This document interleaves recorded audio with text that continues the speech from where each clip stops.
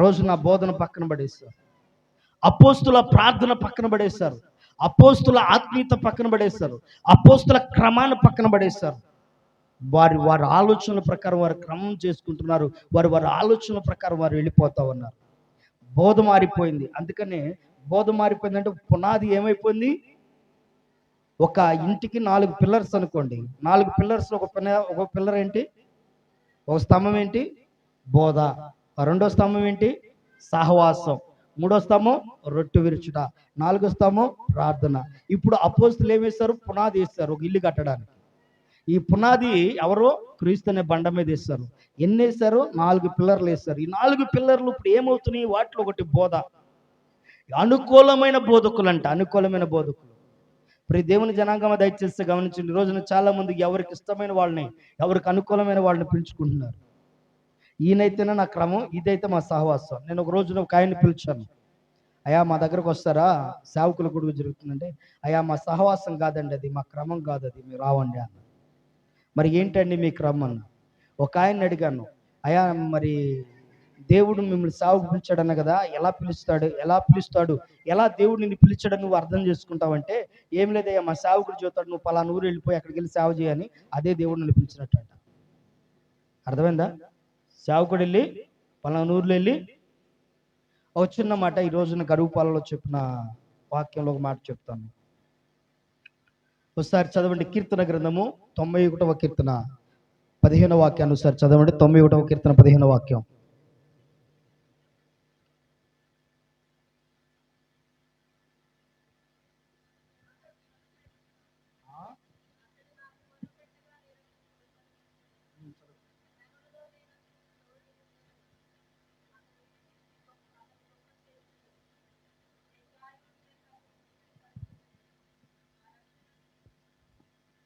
చాలు.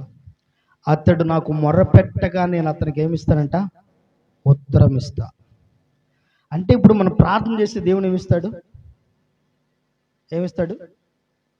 జవాబు ఇస్తాడు. ఉత్తరం అంటే అర్థం ఏంటి? అరే నేను ఇంతసేపు పాస్టర్ గారితో మాట్లాడుతున్నాను, అసలు పాస్టర్ గారు ఏంది ఒక్క మాట కూడా మాట్లాడలేదు నా బాధ వేసేదేదా అమ్మా. ఇది కాదు కానీ మీకు అర్థం అవటానికి ఇంకో బాండిలా కప్ప.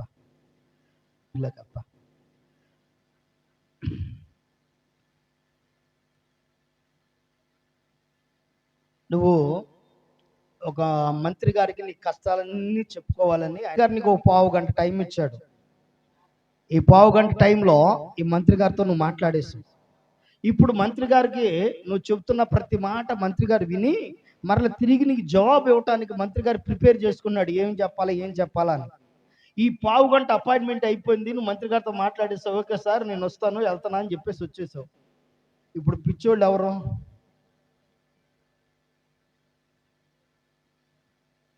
చెప్పండి ఎవరు?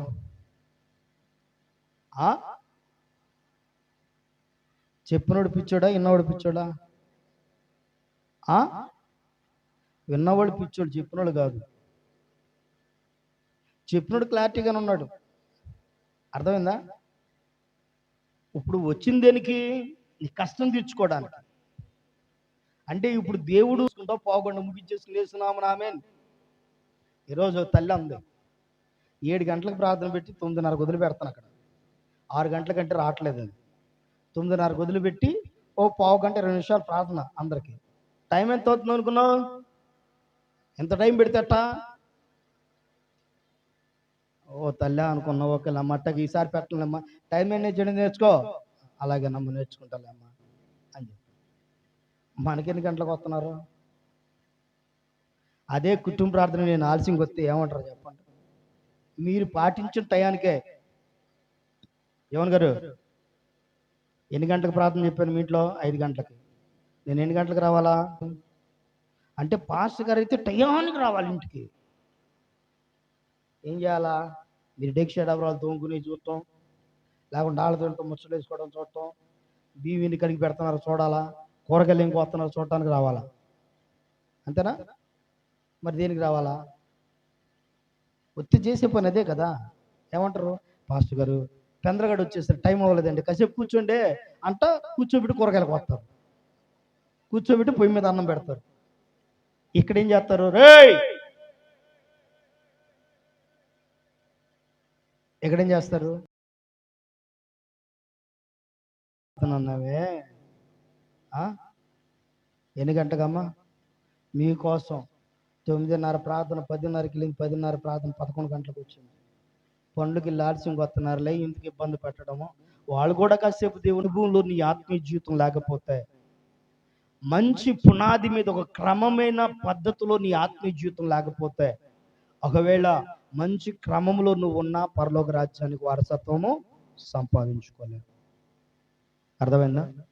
దేవుని యొక్క సన్నిధిలో పరలోక రాజ్యానికి వారసత్వం సంపాదించుకోవాలంటే మంచి బోధ యందు నీ మనసు ఉంచాలి. ఏమవుతారు? అనేక మంది స్నేహితులు పరిచయం అవుతారు. ఈ రోజున దుష్ట సాంగత్యము మంచి నడవడిని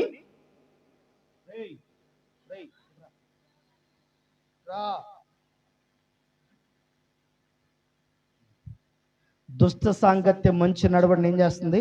చెరిపేసింది. కనుక దయచేసి గమనించండి, దుష్ట సాంగత్యపు సహవాసంలోకి వెళ్ళిపోమాకండి.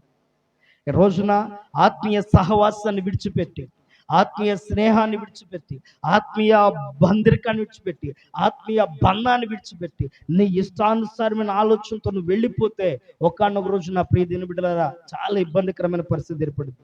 ఒకటి బాగా గుర్తు పెట్టుకోండి ప్రియ దీని బిడ్డలారా, విశ్వాసి సేవకుడు లేకుండా బ్రతకమని. ఎందుకని? చాలా చిన్న చూపు అండి సేవకుడు అంటే, చాలా చిన్న చూపు ఉండిద్ది. మరి అదేందో అర్థం కాదు. ఈ మధ్యన నేనంటే మరీ పలసనైపోయా. ఎందుకంటే అన్ని పనులకు భుజాన్ని ఇసుకుని చేయటం నాకు అలవాటు. పెట్టకూడదు, ఈ ఊరిని ఇబ్బంది పెట్టకూడదు, మొత్తం భుజాన్ని ఇసుకుని చేద్దామని అలవాటు. ఈ భుజాన్ని ఇసుకు చేయటం వల్ల ఏమైపోయింది తెలుసా? అందుకనే ఎలా ఉండాలంటే, ఇది రైట్ ఇది చెయ్యి, ఇది రైట్ ఇది చేయకు, అక్కడ కూర్చుని చైర్లో కూర్చుని చేయించాలా. అర్థమైందండి? కనుక దయచేసి గమనించండి, దేవునికి సన్నిధిలో మీకు బాగా అర్థమవుతానికి చూస్తున్న ప్రతిని బిడ్డరా, పిలిచిన దేవుడు బాగా గుర్తుపెట్టుకుని, పిలిచిన దేవుడు నమ్మదగిన వాడు. నమ్మదగిన దేవుడు. ఒకవేళ నాకు పొద్దున అనిపించిందండి, మనసులో ఉన్న మాట చెప్తున్నాను, పొద్దున నాకు ఒక మాట అనిపించింది. ఏమనిపించింది అంటే, ఒకవేళ సేవకుడిగా వాక్యాన్ని ఎక్కడే నీళ్ళు పంచుకుంటూ తన సేవా పరిచయను కొనసాగింపజేసుకుంటూ జీవితాన్ని గడుపుతూ, ఒకవేళ విశ్వాసులు ఉన్నా రాకపోయినా ఏదైనా కూలో 4 పని చేసుకుంటా బ్రతకగలడా? బ్రతకలేడా? అదే మంచి సేవకుని పోగొట్టుకుంటే నువ్వు బ్రతకలవా మంచి ఆత్మీయంగా? అర్థమైందా? ఒక మంచి ఆత్మీయతను కోల్పోతున్నావు అంటే, ఒక మంచి విధానాన్ని కోల్పోతున్నావు అంటే, ఒక మంచి క్రమాన్ని కోల్పోతున్నావు అంటే నీకు అర్థం కావట్లేదు. ఈ రోజున నీకు సహవాసం ఎంత ప్రాముఖ్యమైందంటే, బైబిల్లో అంత శ్రేష్టమైన సహవాసాన్ని ఇచ్చాడు. ఈ రోజున చాలా మంది ఏం చేస్తారు తెలుసా? సేవకులే, నేటి కాలం ముందు సేవకులే, తెనాలిలో ఒక బడా మంచి పేరు కాంచిన సేవకులు సైతం కూడా అదేంటో అర్థం కాదు, వాళ్ళకున్న జబ్బు ఏంటో అర్థం కాదు. అరే చిన్న చిన్న సంఘాలు ఉన్నాయి, వాళ్ళలో కాస్త చిన్న చితక ఇబ్బందులు ఉన్న విశ్వాసులు ఏం చేస్తారంటే, కొంచెం పరిచయం అయ్యారనుకో, వాళ్ళతో ఆడు కరెక్ట్ కాదు, ఆడ కాదు, ఈడకరా, ఈడ నెంబర్ 1, ఇది రైటు అని చెప్పేసి ఆ సహవాసాన్ని పాడు చేసే వాళ్ళు అయిపోయారు. సహవాసాన్ని ఎప్పుడైతే నువ్వు ఒక ఆత్మీయ సహవాసాన్ని కోల్పోతావో, ఎప్పుడైతే ఒక ఆత్మీయ సహవాసానికి నువ్వు దూరం అయిపోతావో, ఆటోమేటిక్గా నువ్వు పునాది మీద నుంచి నువ్వు జారిపోతున్నట్టు. పునాది మీద ఎక్కితే జాగ్రత్త, ఆ భ్రమలో నువ్వు బ్రతకకూడదు. దేవుని వాక్యం అపోస్తుల కార్యములు 11వ అధ్యాయము, అపోస్తుల కార్యములు 11వ అధ్యాయము 19వ వచనం చదవండి.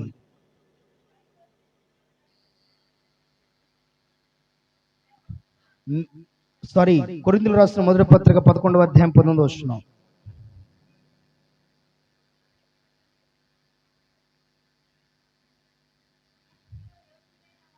మీలో యోగ్యులైన వారెవరో కనబడినట్లు ఉండగా తప్పు, మీరందరూ కూడి వచ్చుచుండగా మీరు ప్రభురాత్రి భోజనము చేయుట సాధ్యము కాదు. ఈ మాట పట్టుకున్నారండి. ప్రభు రాత్రి భోజనం సాధ్యం కాదన్నాడు బైబిల్లో దేవుడు రాశాడు కనుక రాత్రిపూట కాదు. ఎప్పుడు కాదు? రాత్రిపూట కాదు. సాధ్యం కాదన్నాడుగా బైబిల్లోని దేవుడు రాసించాడుగా, రాత్రిపూట కాదన్నాడు. కానీ అక్కడే 23వ వచనం చదవండి, అదే అధ్యాయం 23వ వచనం.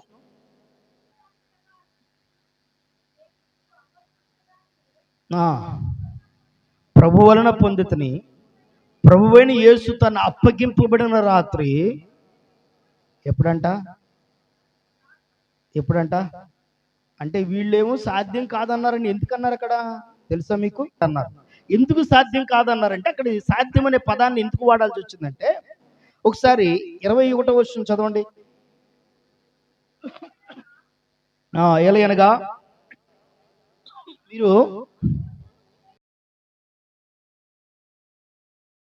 ఏ భోజనం చెప్పండి, అర్థమైందా? ఏ భోజనం చేసేటప్పుడు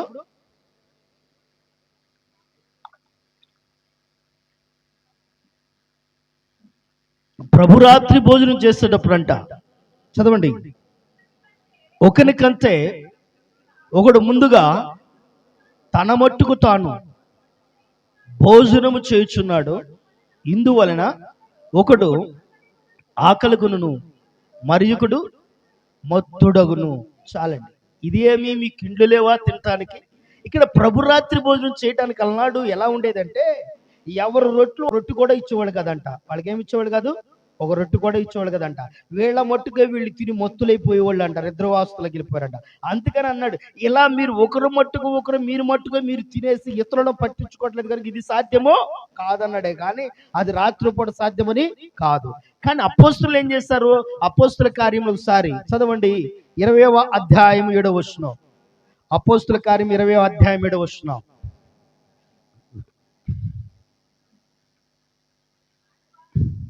ఆదివారమున మేము రొట్టె విరుచుటకు కూడినప్పుడు పౌలు మరునాడు వెళ్ళనయ్యుండి వారితో ప్రసంగించుచు అర్ధరాత్రి వరకు విస్తరించి మాట్లాడుచుండెను. ఎప్పుడు కూడుకున్నారంటే వీళ్ళు రాత్రిపూట. బాగా గుర్తుకుని పెట్టుకున్నప్పుడు దీన్ని బట్టి సేపు శ్రమ పడలేవా? పగలపూట నీ సుఖాన్ని కోరుకుంటున్నావు, ఒక పని అయిపోతుంది అనుకున్నావు. రాత్రిపూట దేవుడిచ్చిన క్రమాన్ని పక్కన పెడుతున్నావు. ఉదాహరణకు నైట్ స్కూల్ అని పెట్టేవాళ్ళు ఇటువరకు, అంటే అర్థం ఏంటి? నైట్ స్కూల్ అని పెట్టేవాళ్ళు అంటే అర్థం ఏంటి? రాత్రిపూట బడి అని పెట్టుకుని వృత్తి చేసుకునే వాళ్ళకి చదువు రావాలని, వాళ్ళ పేరు వాళ్ళన్న సంతకం చేయాలని, బస్సు పేరు కూడా చదువుకుని వాళ్ళకి వెళ్ళటానికి ఇబ్బంది లేకుండా ఉండాలని రాత్రిపూట బడి పెట్టేవాళ్ళు. నాకు కుదరదని శికారం చేసుకునే ప్రార్థన అనుభవం నీ దగ్గర ఉందా? ఏమా ఉందా? ఒకవేళ ఆ సమస్యకు పరిష్కారం దొరకకపోతే, ప్రభా నీ చిత్తం, నీ రాజ్యాన్ని నీ వారసుని అవుతా, చేర్చుకోనని కూడా నీ సన్నిధికి అని చెప్పనే ధైర్యం ప్రభు సన్నిధిలో ప్రార్థించుందా?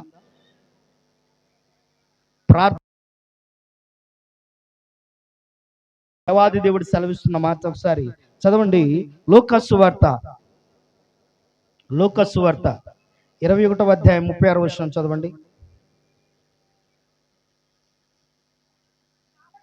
కాబట్టి మీరు జరగబోవు వీటి నెలను తప్పించుకున్నట్లు మనిషి కుమారుని ఎదుట నిలువబడుటకు శక్తి గలవారగునట్లు ఎల్లప్పుడూ ఎలా ఉండాలంట? ప్రార్థన చేసేవారు ఉండాలి. సమయం అనక అసమయమనకి ఎల్లప్పుడూ నీలో నుంచి ఏం రావాలా? ప్రార్థన ధూపం బయటకు రావాలి. ప్రార్థన ప్రతిదిన బిడ్డరా, ప్రార్థన మనిషికి ఆయుధం అండి. ప్రార్థన మనిషికి ఆయుధం. ప్రార్థన ఎందుకు ఇసుకు చెందకూడదు, దేని ఎందుకు ఇసుకు చెందొచ్చు. యాకోబుతో అంటున్నాడు, యాకోబు నువ్వు ప్రార్థించడంలో విసుగు చెందుతున్నావయ్యా, విసుగుపడుతున్నావయ్యా, ప్రార్థన చేయటంలో విసుగుపడమాకు అని చెప్తున్నాడు. కనుక ప్రార్థించే విషయంలో ఇసుకు చెందకూడదు. దేవునికి ఇష్టంగా మది మీద కట్టబడిన ఈ 4 రకాలైన విధానంలో నువ్వు ఉంటే అపోస్తుల పునాది మీద కట్టబడిన అనుభవం ఉంటావు. కట్టబడిన అనుభవంలో ఉన్న నీ జీవితం ఏం చేయబడుతుంది తెలుసా?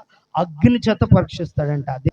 మిమ్మల్ని శోధించుటకు మీకు కలుగుచున్న అగ్ని వంటి మహాశ్రమలు కూర్చి మీకేదో ఒక వింత సంభవించినట్లు ఆశ్చర్యపడకుడి. ఇప్పుడు అగ్ని చేత పరీక్షించబట్టం ఏంటి అర్థం ఏంటి తెలుసా? శ్రమలు. ఏంటమ్మా? శ్రమలు. కొద్ది కాలము కొద్ది కాలము చాలా మంది దుఃఖం ఎల్లకాలం ఉండదు. ప్రతిదిన బిడ్డలరా, వేదన ఎల్లకాలం ఉండదు. అన్ని సమపాడలు ఉంటాయి. బైబిల్లో లేఖన గ్రంథంలో దేవుడు చెప్పాడు, సుఖ దుఃఖములను దేవుడు ఏం చేస్తాడంట, జతపరచని రాయబడి ఉంది. ఏమని జతపరిచాడు? సుఖమును దుఃఖాన్ని జతపరిచాడు. నేర్చుకో, దేవుని సన్నిధిలో ఆయన వలె ప్రతిదీ సహిస్తూ భరిస్తూ దేవుని కొరకు ఓర్పు కలిగి జీవితాన్ని గడుపు. ఎందుకంటే దేవుడు నిన్ను పరీక్షించినప్పుడు, ఒకవేళ వారు అన్నారే అని చెప్పి కోపంలో నువ్వు ఇష్టం వచ్చినట్టుగా ప్రవర్తించి డెసిషన్ తీసేసుకుని వెళ్ళిపోతా అన్నట్టు నువ్వు వెళ్ళిపోయావు అనుకో. గమనించండి, బైబిల్ లేఖన గ్రంథంలో అబ్రహాముకు దూరంగా వెళ్ళిపోయాడు. ఎవరు? బాగా గుర్తుపెట్టుకుని, అబ్రహాం దూరంగా వెళ్ళిపోయాడు. ఎవరు? లోతు. ఏమయ్యాడు చెప్పాలా? ఇద్దరు భక్తులను పరిచయం చేస్తాం మీకు. ఒకటి, అబ్రహాముకు దూరంగా వెళ్ళిపోయిన లోతు ఏమయ్యాడమ్మా? శాపగ్రస్తుడిగా, అనగా ఒక పాపిష్టి జనాంగానికి ఒక మూల తండ్రిగా మార్చబడ్డాడు. కుమార్తెల చేతే తన జీవితాన్ని ఇబ్బందికరమైన పరిస్థితికి వెళ్ళిపోయింది. దేవుని సావుకునికి ఎప్పుడైనా సరే, ఒకవేళ దేవుని సేవకుడు గదిమిన అరిసిన, ఒకవేళ ప్రేమతో నిన్ను మందలిచ్చిన, ఒకవేళ కావాలని దాన్ని చేస్తే దేవుడు చూసుకుంటాడు. సేవకుడికి పరిష్కారం ఎవరిస్తాడు చెప్పాలి? ఎవరికి చూపిస్తాడు? అదే దేవుని సేవకుని మీద, లేకుండా అదే నీ ఆత్మీయుల మీద, అదే నీకు ఇష్టమైన వారి మీద. జాగ్రత్త. లోతు తన జీవితం అనిపించాడు. గమనించండి, ఎలీషాతో ఉన్న గెహాజీ దేని మీద ఆశపడి వెళ్ళిపోయాడు? దేని మీద ఆశపడ్డాడు? ధనం మీద ఆశపడ్డాడు. దూరస్తుడయ్యాడు. గెహాజీ ఏం తెచ్చుకున్నాడు? ఎవరి ధనం మీద ఆశపడ్డాడు చెప్పాలి? నయమాను తీసుకొచ్చిన ధనం మీద ఆశపడ్డాడు. కానీ గెహాజీ ఎవరితో ఉన్నాడు? ఒక ఆత్మీయుడైన సేవకుడితో ఉన్నాడు. కానీ ఇప్పుడు ఆత్మీయుడైన సేవకుడి దగ్గర ఉంటే లగ్జరీ లైఫ్ బ్రతకడానికి కావాల్సిన ధనం దొరకట్లా, ఉన్నతంగా బ్రతకడానికి కావాల్సినంత విశాలత దొరకట్లా. అందుకని ఇప్పుడు గెహాజీ ఏం చేసుకున్నాడు? నయమాను తీసుకొచ్చిన ధనం వైపు మనసు పెట్టుకున్నాడు. కానీ నయమాను దగ్గర తీసుకొచ్చిన ధనాన్ని అయితే దాచుకోగలిగాడు, కానీ దాన్ని అనుభవించలేకపోయాడు. దాన్ని ఏం చేయలేకపోయాడు? దాన్ని అనుభవించలేకపోయాడు. కారణం ఏంటి తెలుసా? ప్రతిదిన బిడ్డలారా, సేవకునికి దూరంగా మారిపోయాడు. ఇప్పుడే నువ్వు గుర్తుపెట్టుకోండి, నువ్వు సహవాసానికి దూరం అయిపోతున్నావు అంటే కారణం ఏంటి తెలుసా? నీ ఆత్మీయత నువ్వు కోల్పోతున్నావు. నీకు రావాల్సిన ఆశీర్వాదాన్ని నువ్వు పోగొట్టుకుంటున్నావు. అంతే. ఒకవేళ సహవాసంలో సేవకుడు నేను కదమొచ్చు. నయమాన్తో చెప్పాడు, నాకు అవసరం లేదు తీసుకుపో అన్నాడు. ఇప్పుడు గెహాజీ వెళ్ళి తెచ్చుకున్నాడు, దాచుకున్నాడు. గెహాజీని హెచ్చరిక చేస్తాడు, అయ్యా నా తప్పైపోయింది, క్షమించాను అంటలా. గెహాజీ ఏమన్నాడు? ఓకే బాయ్ అన్నాడు, వెళ్ళిపోయాడు. గెహాజీకి ఏమొచ్చింది? నయమానికి పోయిన కుష్ఠరోగం గెహాజీకి వచ్చింది. అర్థమైందండి? ఒక సహవాసాన్ని, ఒక ఆత్మీయతను దేవుడు నిన్ను ప్రేమించి ఒక మంచి సహవాసాన్ని దేవుడు నీకు ఇచ్చినప్పుడు, ఒక మంచి సావుకుని దేవుడు నీకు అప్పగించినప్పుడు, ఒక సావుకురాలను దేవుడు నీకు అప్పగించినప్పుడు నీ ఆత్మీయ విధానం ఎలా ఉండాలంటే, ఒకవేళ వారు గదిమినా, ఒకవేళ వారు హెచ్చరిక చేసినా, ఇది కాదు ఇది అని క్రమం నీతో చెప్పినా, ఒకవేళ నీవు క్రమం తప్పకుండా దాంట్లో లోబడ్డావు అనుకో, దానివల్ల దీవించబడతావు. 100% చెప్పగలను. ఎప్పుడు దేవుడు ఎక్కడ దీవిస్తాడో తెలియదు, ఏ విధంగా నిన్ను ఆశీర్వదిస్తాడో తెలియదు. ఆ కష్టార్జితం తప్ప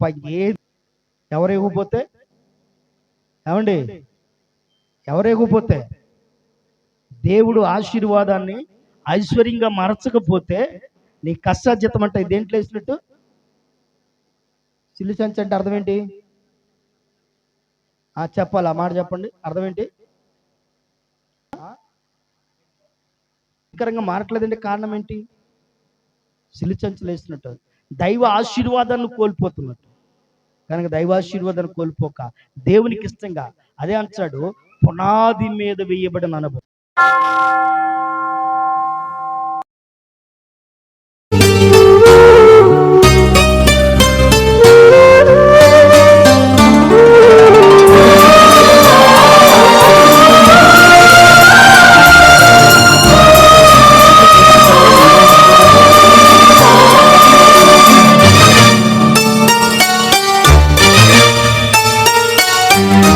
శ్రమలు కావివి మహిమ కిరణ